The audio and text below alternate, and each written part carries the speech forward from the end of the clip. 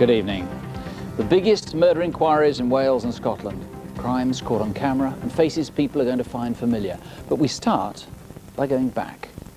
2 months ago, we reconstructed one of Britain's most appalling murders, perhaps the worst crime in Wales this century. Mandy Powers was 34, her daughters Emily and Kate were 8 and 10, her mother, Doris Dawson, was 80. The injuries they sustained were savage beyond comprehension. Since our last appeal, a host of new clues has emerged. So it's Saturday, the 26th of June. It was a memorable afternoon in Wales when the national rugby team beat South Africa for the first time in 90 years. But it was a terrible night in Kelvin Road in Clydach in Swansea. We start with Mandy's sister. My sister, Mandy, she was a wonderful mother. She loved her girls. They were her life. And she was good to my mother. They were such a loving family that they wouldn't hurt anybody. Just seemed so odd. So unreal why somebody would want to hurt them. Initially, the house would have been smoke-filled, and therefore they're unable to see anything. But once the casualties are brought out into the open, the horror became a reality. Some of them have young families of their own, and to witness the deaths of two young, beautiful sisters must have indeed been a traumatic event for them. This is the most tragic and horrific experience that we have had to date.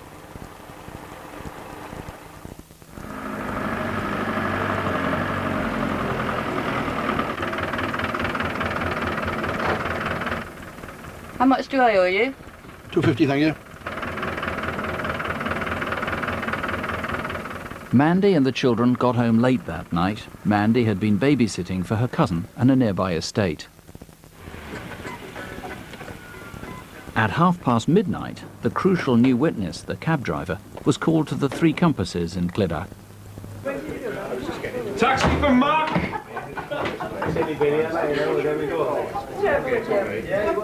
He was about my height, maybe a little bit shorter, 5'6", 5'7", stocky, black hair, spiked, earring in each ear. Who was this who took the taxi booked for Mark? Come forward and eliminate yourself. Where to? Calvin Road, mate. If you're on it. See the game? Oh, class, but don't I? What a game, man. From 20 and 9, 19, I couldn't He get was very happy, cheerful at the time. Well, most people were that time of night because Wales won. You see, he had a few drinks, but he wasn't drunk. He sounded quite local. Shoe polish is Kiwi, innit? That's right there.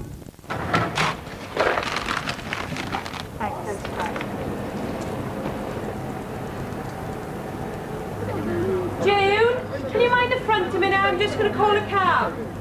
Next, we're trying to trace everyone who was at or near the chip shop on the Mond in Clydach that Saturday night. Can I have a taxi for Giovanni's? Yeah, as soon as you can. Okay, cheers, cheers.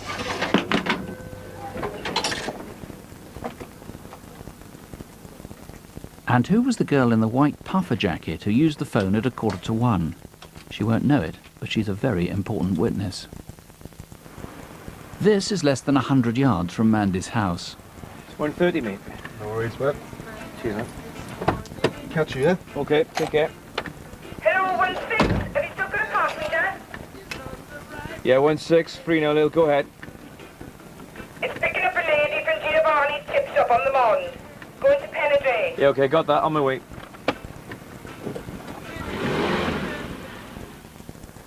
But I don't know why she's stuck in my mind. I just remember seeing her sitting on the wall. She was dark, she was tan, she was a pretty woman. She had quite a lot of jewellery. You noticed the jewellery.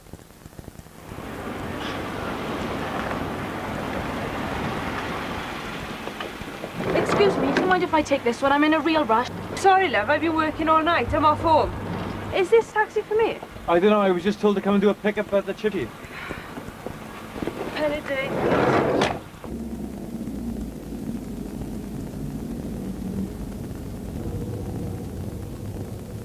Who was this woman?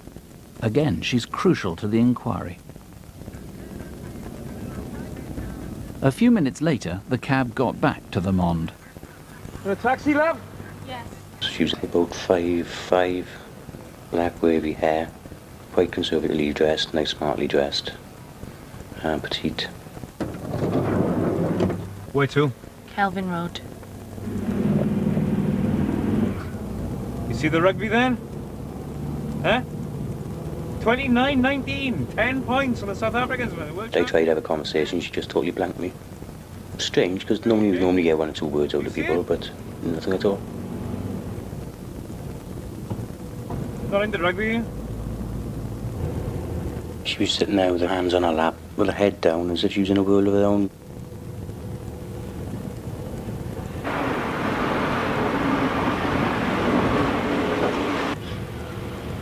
I still do here. This is outside Mandy's house.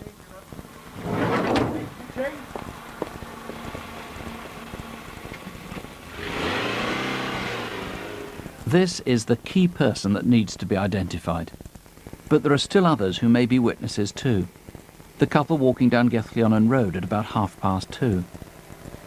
And the man in a bomber jacket who was walking up towards Kelvin Road carrying something under his arm. Please come forward tonight. There's still a row to be eliminated. Were you arguing near Mandy's house that night? It was obviously what woke me up. It was definitely a very big slanging match between 2 people. The female sounded more distressed than what the male did, but the male voice was more dominant in the argument. And we must still trace the couple walking past the Upper Ford cottages at about 4:15 a.m. They're a few minutes' walk from Mandy's house, but before the fire was discovered. When we got there, it was chaos, really. Firemen, ambulance men, and I just remember just getting out of the car and running up the steps to the house where they were all lying outside. And it was raining. And I was thinking, well, they all were getting wet.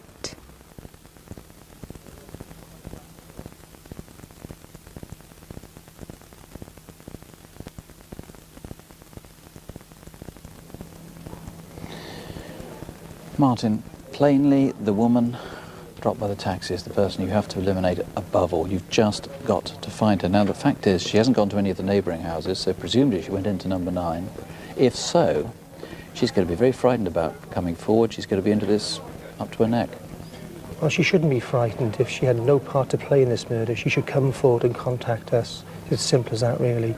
Now, I would ask, it took us 5 weeks to trace the taxi driver. It may take us some time to trace her, but we will trace her and we will speak to her. So please, if she is listening, or you know who she is, contact us immediately. Now, presumably she hasn't come from very far afield. You didn't have her own car or anything. It's just for people in that general area, just give us the best description you've got of her. Well, she's in her early 30s. She's quite tanned. In fact, the e-fit doesn't do her justice. She is described as being quite attractive. She's about a size 12. She was wearing black clothing that night and a lot of gold jewellery. Now, talking of jewellery, you discovered at the scene of the murders, this is identical to it, a chain like this. It's gold. Tell us about it and its significance. It's a solid gold chain. It's manufactured in 1989. It was bought from places like Argos, such like those sort of places. It's sold for just under £300 in 1989. Now, I've been interested to know who actually has got a necklace like that and has not had it since June of this year. So this is a solid gold. Men's or females, do you know? It's unisex. It can be worn by either male or female. And somebody who hasn't had that since Saturday the 26th of June. That's right. OK, there's a £30,000 reward on this. Let me just say, incidentally, that after the last programme, that unlicensed taxi driver who was identified, well, we promised, and the police promised, that there would be no prosecutions, and they've been as good as their word. He hasn't been charged with any offences. All they want to do is to clear up this terrible multiple murder. So whoever you are, whatever is holding you back, if anything at all, call in help. Think of the children, think of the grandmother, and think of what happened to Mandy. It's a free call here to the studio in London, 0500 600 600. That number's going to be on the screen through much of the evening. Or ring the local incident room on 01792 562 731. That's Swansea, 562 731. Now, a new face for Crime Watch. Well, not really entirely new, since as head of the CID for Sussex, he's been on the programme before. But now he's joining Jackie and me as part of a team. And welcome to the show. As you may have seen in July, after 15 years with Crime Watch, Chief Superintendent David Hatcher took a senior job with British Transport Police, and so now here to replace him is Detective Superintendent Jeremy Payne. Jeremy. Thank you, Nick. Hello, and if you think I'm nervous, which I can assure you I am, it's nothing compared to this man in dark glasses. He's in a building society in Ashby de la Touche in Leicestershire. This was just before closing time in July. We get a good look at his face, and even though he's wearing sunglasses, I'm sure someone will recognise him. He's holding a bag which may have contained a gun, and after threatening staff, he stuffed the money down the front of his shirt. Who is he? His face is thin and drawn, he's ill-looking, pale and pockmarked. Call us and stop him before somebody's seriously hurt. 0500 600 600 or 0116 248 4054. That's Leicester 248 4054. Now to Barry in South Wales, where last year this cheerful-looking man turned up as a company secretary. A few months later he left, as did £250,000. The same thing happened in Cardiff this year. This is Brian Cunningham, who's 60, stocky and walks with a limp. He uses different names and may change his appearance. The last crime resulted in the company's collapse, with 30 people losing their jobs. Is he now working with you? 0500 600 600 or 01446 731 606. That's Barry, 731 606.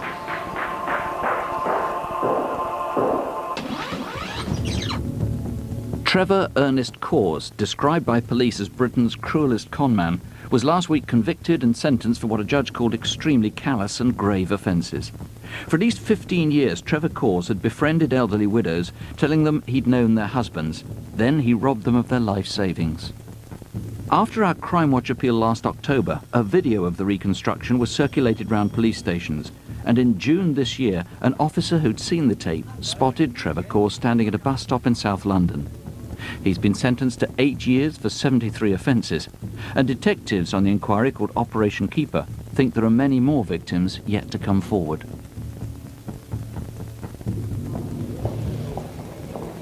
Social workers often have a bad image, and it won't be helped by what we show you next. But here, as perhaps in many other cases where they're criticised, things aren't at all what they seem. This took place in Surrey and southwest London, but if you're a parent anywhere in Britain, you may have experiences which tie in. We start in mid-July in Farnham.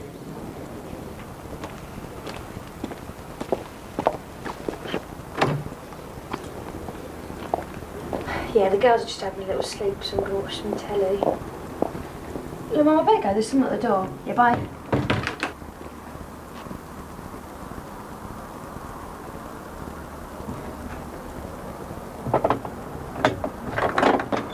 Yeah?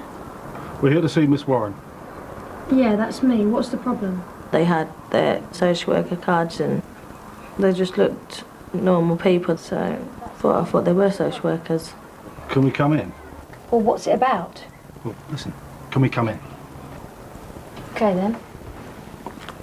They were dressed so smart and they seemed genuine. They were cold towards me as well, though. But I just thought, well, maybe that's what social workers do. They're not there to be polite to you. We've reason to believe you've been beating and mistreating your children. You must be joking. It's not a laughing matter. We're going to have to check him over. Is that okay? I didn't show him where my eldest bedroom was. He just went straight in there, took her out, and he just started stripping her straight away. And he was just started examining her, and he did look as if he knew what he was doing. I was just thinking of why they were there and who's reported me and things like that. I don't beat my children, I don't harm my children. And then that, in a way, that made me feel good that they know that I don't do that.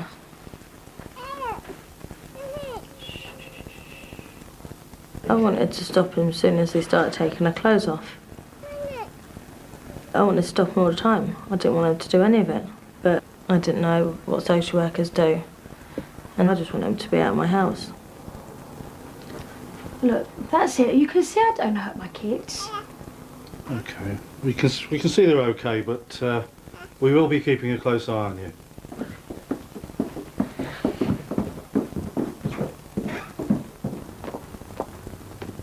After they left, the mother was so distressed her family checked with the authorities to find out what was going on. They discovered social services hadn't sent anyone at all. The police were called, a paediatrician was brought in, and to the mother's horror, examination showed her 17-month-old baby had been sexually assaulted. I do feel guilty because I let them in and I let them do it. And I was supposed to protect them from any harm. And I just didn't that day. I didn't protect him at all. It now looks as though a paedophile ring could be at work, and there may be other mothers who, seeing this reconstruction, will realise they too have been cruelly tricked. The Farnham two were distinctive. He was fat, she was thin. They both seemed in their 40s. He was tall and overweight, and his dark brown hair was receding and going grey. She was average height, but exceptionally skinny, with dyed hair cut into a bob. In fact, she strikingly resembles a woman seen not far away in Hampton, but 4 years earlier to the day. This time, her companion was very tall, well over 6 feet, and younger, in his mid-30s, with hazel brown eyes, and he wore a 3-coloured gold wedding band with a coffee bean-shaped mount. They carried a briefcase. Once again, they knew a lot about the family, and even phoned for an appointment before they called round. And last October, a woman turned up alone at a house in Morden. Again, very skinny, but this time with brown hair. Who is this? Real social workers never turn up to physically examine your child. If you've got any concerns about a visit, call social services or call the police to check, or at least get a neighbour in to help. Meanwhile, please let us know who these people are. 0500 600 600 is the studio number, or the inquiry centre is on 01 252 716 262. That's Farnham 716 262. Now let me tell you about the crime so close to home here, the murder of Jill Dando. So many people say to me that, look, after 4.5 months, surely there's very little chance of solving this. In fact, Hamish Campbell, the investigating officer, remains adamant it will be solved. He has several distinct lines of inquiry, and he still has his full complement of 46 people working on the case. And I must say, his optimism seems to be well-founded. Jackie. This is an armed robbery. 2 men with handguns terrifying staff at a supermarket in Staffordshire back in July. And now it's just possible that this could be CCTV footage of them wandering around the store earlier that afternoon. The first man is in his mid-20s, slim, tall at 6'1", wearing a fleece jacket. Now maybe this is the same man seen in the store earlier in the week. And is this his partner? He's 5'10", again mid-20s and fairly stocky. Please tell us who they are and we can rule them out if they're not involved and catch them if they are. 01785 234 952. That's Stafford, 234 952. I'm a bit of a motorbike fan, having owned a few in my time, and this one's pretty special. It's a very rare 1955 Vincent Black Knight worth £14,000, and is an example of this man's most recent acquisition. He's in his 50s, rough-looking, stocky, with a gap in his teeth and a southern accent. He favours classics like Triumphs and BSAs.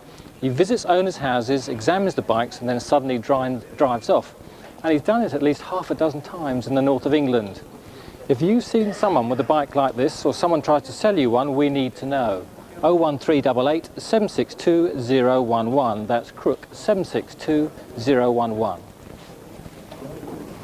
Schools are back after the long summer break, but let's rewind the tape to just before the school holidays began, to Tuesday, July the 6th. For one pupil, a 15-year-old, the day was traumatic to say the very least. She was waylaid, beaten with a hammer and raped. Investigators are grimly confident her assailant will do the same again, and next time he may well kill. But there are lots of clues, starting a month before the attack and close to where the rape took place. This is Scoresby near Doncaster in early June.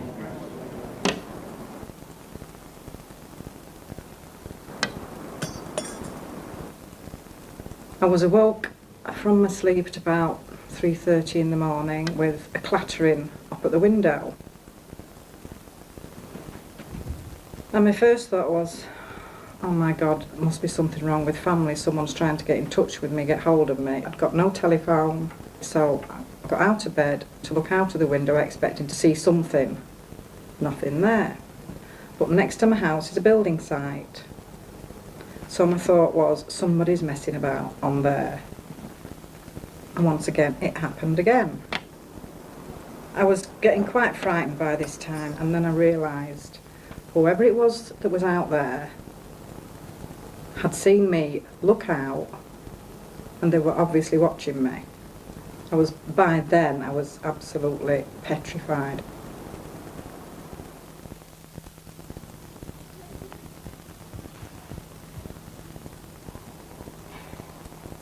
It was very early in the morning. From behind on the building site, I heard a clatter. There was a man actually running from one of the buildings, stared directly at me. A few days later, when I was bringing washing in, I noticed some items missing and later discovered that it was underwear. The man appeared a couple of weeks later. This time he had a purple mountain bike. He stared at the house for about 15 minutes. Was he stalking other women too? And where was he staying? Then, a few days later, I saw two young men walking along the rig. The man nearest me wore a long greeny-brown parka. The second man wore a dirty white t-shirt. They give me the impression they were dossers. the footpath behind the building site is an old Roman track that for much of the way runs between fields. Officially it's called the Roman Ridge, but locals know it as the Rig. Okay, well now that is the first section of the poem.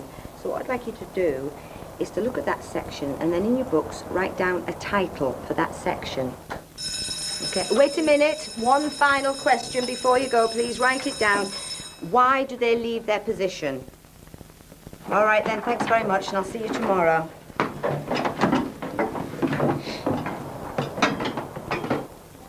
I was walking along Wensleydale Road towards the end of the rig when I saw a young man stood at the end of the rig with a purple mountain bike. He got this blank expression on his face, just staring, to the point where he made me feel uneasy.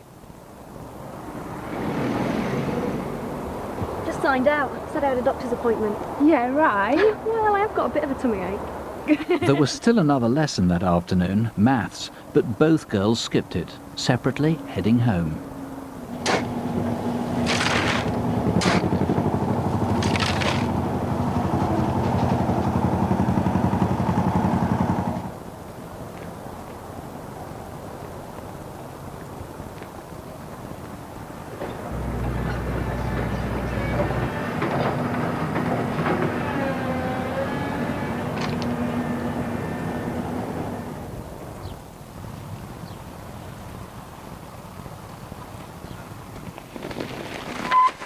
Why didn't you move? You saw me coming, didn't you? Why didn't you move? When I arrived at hospital and actually saw my daughter, I just couldn't believe my eyes. Because, I mean, she was just literally covered in blood. He did her on head with an hammer and it were all the way round. I mean, he could have quite easily killed her.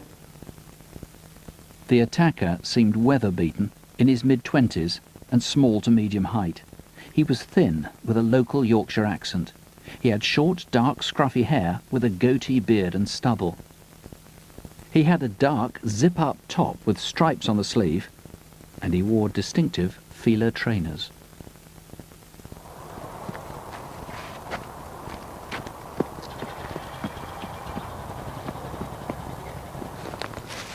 Well, we were both really upset. It's just devastating. And she was just crying and she just kept saying that she'd done nothing wrong. I could see her trousers were undone and I just said to her, your trousers are undone. And that's when she broke down again and said that he'd actually raped her. I don't think I can find the words how I feel about him. It's just terrible. I don't know what sort of person can do out like this. The rapist may have stayed in the area. The builder thought he saw him half an hour after the attack. Why was he loitering? And did he later change his clothes? Then, another hour later, this is approaching Scoresby Lane under the A1M. On the wrong side of the road, there was a cyclist, scruffy, in his 20s, tanned, with dark hair, and he stared blankly. But he was dressed differently from the attacker. Perhaps coincidentally, a bag of clothes was found later nearby. It's a Morrison's bag, and it contains shorts, pants and socks. If these were discarded innocently, they could be eliminated from the inquiry. Derek, you are very fearful of a repeat offence. Now, for someone who hasn't seen the papers, wants to help, just quickly recap the main clues about the main suspect. Right, well, the E-fit and the description of the clothing, we think, is 100% accurate. Right. The description is of a white male, aged about 26, 5'6" tall, dark hair, quite short at the sides, and a goatee beard with stubble. And he's got a purple bike. He's got a purple bike. It's described as an old-fashioned bike with a thin, narrow tubular frame, not one of the modern ones, and none of the modern trinkets like speedometers, so on and so forth. And his clothes? You saw them, just remind us what he was wearing. Yes, he's wearing the blue Adidas top with the orange stripes along the sleeves and these distinctive Fila trainers. Now, he may be sleeping rough, maybe moving around, but I mean, somebody must know him, somebody must have seen him, not least the person who was accompanying him, walking alongside him beside the building site. Well, that's right. That was the day before. Yes, the guy who was with him on the Monday, he is a key witness, and I would say to that man that this crime is indefensible. This friend of yours doesn't deserve any support. He will reoffend, so please report him to us before he has time to do so. And perhaps other women have been stalked, pestered, molested, even attacked by him. Yes, we've got evidence to suggest that he's tried to accost other people, and I would say to anyone who thinks that they may have been confronted by this guy, please ring us, give us the opportunity to speak to you, to try and identify him. Okay, well, these are the numbers. If there's anything that you can add, both are free. As always, 0500 600 600 or 0800 783 1258. That's 0800 783 1258. If you've been a victim of any sort of crime and you'd like to talk to someone at Victim Support Line, there'll be people there tonight until 2 a.m. The number is 0845 30 30 900. Now let me tell you about some of the calls that have been coming in tonight, and a great number already have. On the Swansea murders, we've had something like 6 names suggested now for the so-called E-fit lady, the woman who was getting out of the taxi. Some people have given the same name. Now, I know in one of those cases the woman has already been eliminated from the inquiry, but other ones now are still to go through. And there's quite an interesting call about the guy called Mark, who the police were trying to trace, was picked up at the pub. Someone suggested if his name actually wasn't Mark, he may have taken somebody else's taxi, and that's certainly one that's worth following up. And on bogus social workers, we've had similar incidents reported in the Sheffield area some years ago, and other ones in Kent and Lincolnshire. All of these, of course, are going to have to be looked into. We'll bring you more on all of these later in the programme or later on tonight. Now, on any of these cases, you can email us at crimewatchuk at the BBC. You can also call Crime Stoppers, anonymously if you want, on 0800 555 111. A massive investigation has been launched by police in London to catch a man responsible for a series of sex attacks on elderly women and as many as 50 other offences. Now this could be the vital clue.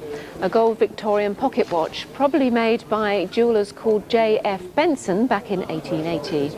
It's inscribed FWF on the back. If you now own it, or you know who's got it, you might be in line for a £10,000 reward and have the satisfaction of helping to catch a prolific sex offender. 0181 778 3237. That's the local police on 0181 778 3237. In my time in the force, I dealt with many sex crimes, and joining the programme as a regular, I do hope you can help with this one too. This is Anthony James Fitzgerald from Maplethorpe in Lincolnshire. It's a warrant for his arrest on extremely serious sex offences. He's 56, 5'7", with short grey hair and green eyes, and as he's diabetic, he could be much thinner than in this photograph. We can't give you the details, but these are very serious sex crimes. 01332 222 016. That's Derby 222 016. A year ago, a woman ran frantically into a police station in Bedfordshire and was found having been stabbed with a Turkish dagger like this. It punctured her lung, unfortunately. Her boyfriend was charged with GBH but released by the court, and he promptly disappeared. He's William Woodman, or sometimes Edward Granger, 37, 6'1", thin and heavily tattooed.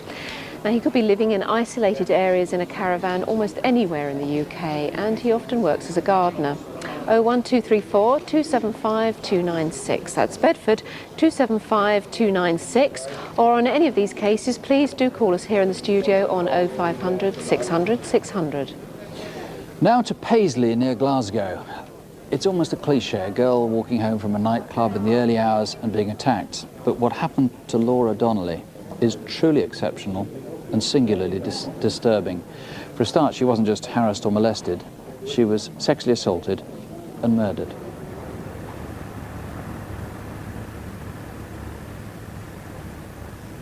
John, we're going to take some tapings and swabs from inside the tent. I want to see some vegetation that's lying there as well, and there's some various articles scattered about. I knew nothing about anything going on in the cricket ground. I just kept phoning places, trying to find out what had happened.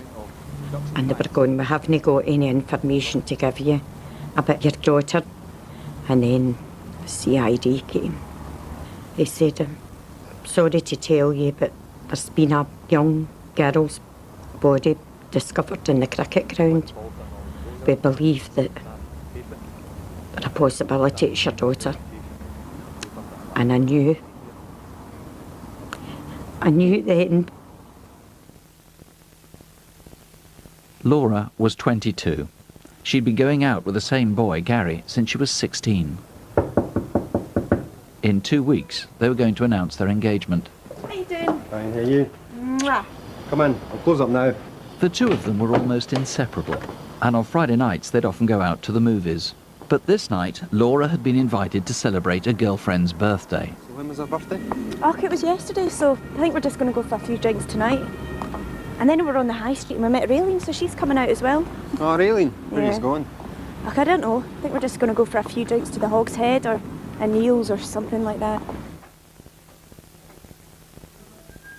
Laura, that's me away now. Okay, Mum. Don't forget your keys. Remember, you've got your work in the morning. When do I ever miss my work? I bet you it'll be Raylene that'll get married first. Aye, for sure, I would say Oh, that. come on, girls, no way. Why should it be me? How you doing? Not bad. Where's Gary? What's he up to? He's out with Tam tonight. Aye. All right, Paul. How you doing, Martin? Ah, not bad. Martin, this is Raylene from school. All How right. you doing? Listen, I'm going on holiday again. Again? Aye. Going to Ibiza for a week. Yes. So I was wondering If you could borrow my suitcase. Oh, please go on, I've only got a sports bag. What are you like? Please. All right then. Magic. Look, I'll see you inside, okay? All right then.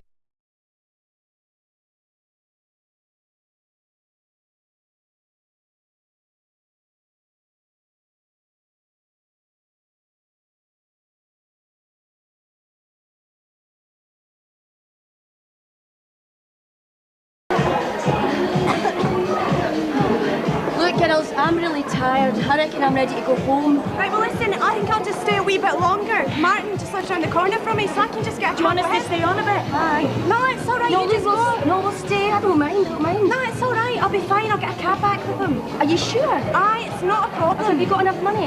Yeah, I've got money, no problem. Look, I'm a big girl, I can take care of myself. So look, can I get you another drink? But an hour later, Laura was ready to leave. Come on, let's go. Oh, can we not just stay for like 5 minutes? No, come on, Martin, you said we were going to go soon. Right, Sorry. okay, look, I'll see you later on, okay? Hang about for us, I'll get you in a minute. Listen, I've got work tomorrow, so we really need to go right now. By now, though, Martin was enjoying himself, and he was reluctant to go. At 10 to 2, Laura agreed to set out on her own. Right, listen, I'm off, right, and I'll see you real soon. Look, let me get you a staff taxi. Frank can call one, it's no bother. Look, Martin, I'll be fine. You sure? Yeah, okay. Look, I'll see you soon. Take care.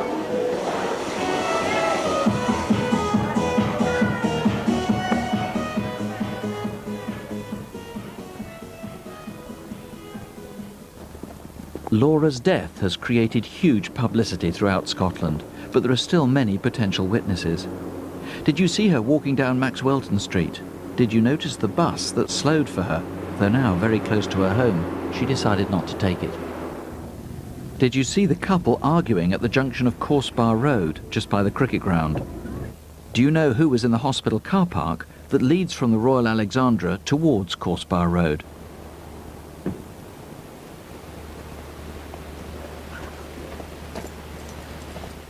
What time does the flight come in again? It's about 3 o'clock. I think we're going to be too early. We could be waiting down there a long time. No, let's better get in and get settled. She's braving her own at this time of night. No, there's a guy with her there. Maybe it's a lover's too. This could be a prime suspect, medium build, maybe in his 20s. Who is he, and what was he doing near the hospital at 2:15 in the morning?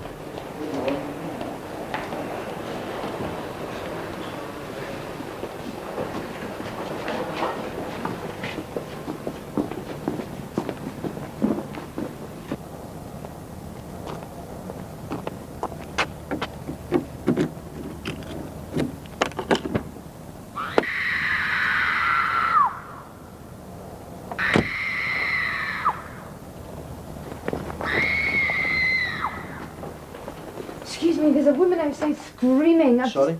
There's a woman outside, down at the bottom of the drive, screaming. She's not from maternity or anything. She sounds like she's in real trouble. Okay, we'll have a quick look. People's going about saying this person's an animal. An animal wouldn't do that. I think whoever it is must be a monster.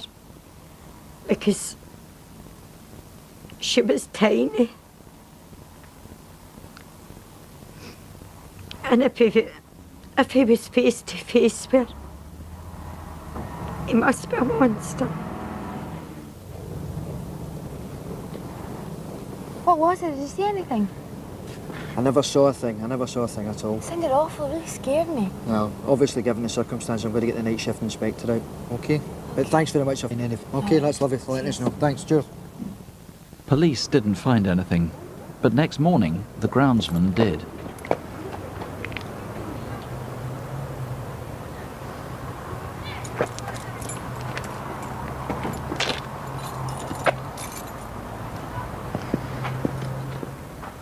That evening, a young boy looking for his football found Laura's body hidden in long grass. I can't get how another human being could look at her straight into her face and destroy her. I just can't understand it.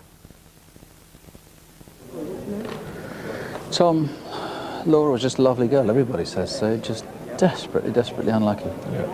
Laura was in the wrong place at the wrong time. Laura was a very ordinary girl at a very ordinary night out. Opportunist crime, obviously, I mean, nobody could possibly have known she was going to arrive there, so presumably this is a local man. We know that someone left the reception area of the Accident and Emergency Department at the Royal Alexandra Hospital about 2:10 that morning. He was described as 5'8", slim build, short hair, clean shaven, wearing a dark blue anorak, a football type anorak and a white t-shirt. We need to know who he is. Either for elimination or to tie into this one way or another. That's correct. Now, how can people in the area, and of course everybody in the area has been shocked by this, everybody wants to try and identify who the killer is. What can they have noticed? How can they know who it is? Because you haven't got an EFIT of the killer, you haven't got a strong description. What would they have noticed in behaviour or anything else? We believe someone who would have committed such a dreadful crime of this would display some change in their behaviour from that day. Remember, this was a holiday weekend in Paisley. It may well not be that they've changed their appearance, it might just be simply that they're quieter or more sullen than normal. If you've such concerns about a son, a boyfriend, a husband, I need you to contact me. We can deal with that sensitively and in confidence. We have got a DNA profile from the crime scene, and we can very quickly put your mind at ease. So if somebody comes up with a suggestion, however mild their concern, they just noticed a behaviour change in somebody perhaps in their 20s or 30s they have concerns about, you can eliminate just like that. Exactly. I plead with you, if you have any concerns, I know it's very difficult to come forward in those circumstances, but we can deal with this very sensitively. But it almost goes without saying, call us then. If there's anything that you can add, anything at all, 0500 600 600, or ring the incident room in Paisley, 0141 532 5946. That's Glasgow, 532 5946. A few months ago, a man in his late 60s was drinking in a pub at the Elephant and Castle in South London when two strangers came in and tried to rob him. After a struggle, they laid into him, smashing a bar stool over his head and knocking him unconscious. These two men nearby look very similar, and we need to eliminate them if we can. They're both 30 to 35 and around 5'9" with moustaches and goatee beards, which they might have shaved off by now. 0171 232 6133. That's 0171 232 6133. Finally, a very dangerous man indeed. Please watch out for him. He's wanted for questioning about an attempted murder in Brighton. We know he travels widely, sometimes to Ireland or even back to his home in Stockport.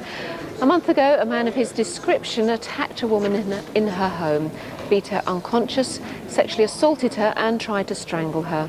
She bravely fought back and he ran off. William Joseph Porter is 37, stocky to fat and 5'7". Now it's vital he's found quickly. Other people may well be at risk. 0500 600 600 or 01273 665 666. That's Brighton, 665 666. On the murder of the family in Swansea, we're still taking a large number of calls and a large number of people trying to identify the woman who was dropped by the cab. In one case, one woman has been named 5 times. And we must be cautious about that because some of these people, as I said earlier, have already been eliminated. We've also got one name suggested for someone who had a necklace like the one we showed but doesn't now, who's said to be quite violent. We've got a large number of calls too looking very promising on the Doncaster rape, a similar attack reported in the area a couple of weeks ago, and we've got some really good calls coming in with suggestion of names and other details on that. But perhaps the biggest volume of calls, but also the most, well, frankly, the most profitable looking ones are on the bogus social workers, where we're really getting not just calls from all over the country, but really good leads. One suggested name for the man who has previous conviction for suggested assault. That's the man we saw in the first part of the reconstruction, apparently a dead ringer for this. A possible identity of that same man in the Lancaster area, suggestions for the other man as well. Really a great richness of calls coming in on that. Now, we're still taking calls here in the studio, and there are other numbers you'll find on CFAX on page 621.